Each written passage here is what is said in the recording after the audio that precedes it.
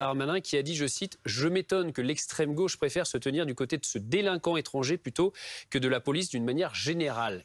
Que répondez-vous au ministre de l'Intérieur ? Je lui réponds que la gauche que nous représentons se tient et se tiendra toujours du côté de l'état de droit. Et en réalité, ce qu'a fait M. Darmanin, c'est une double faute. Une faute institutionnelle et une faute politique. Institutionnelle d'abord, parce qu'il semble s'asseoir littéralement sur la séparation des pouvoirs. Donc il n'est pas dans son rôle quand il émet un tel jugement précipité parce qu'il méprise la présomption d'innocence.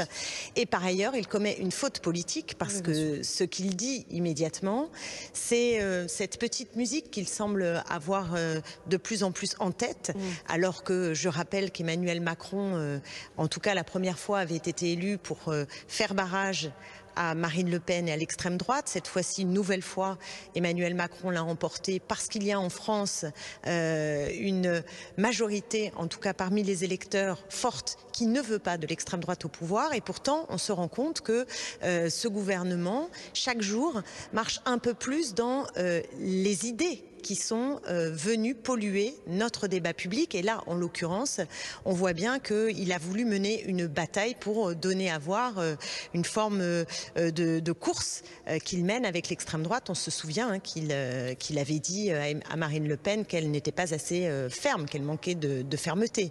Donc c'est aussi ce qu'il charrie.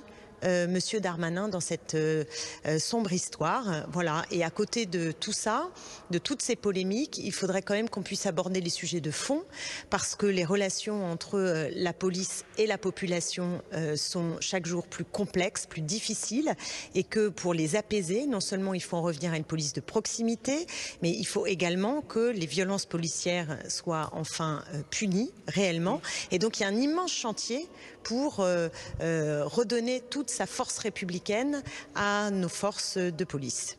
Merci beaucoup Clémentine Autain. Vous restez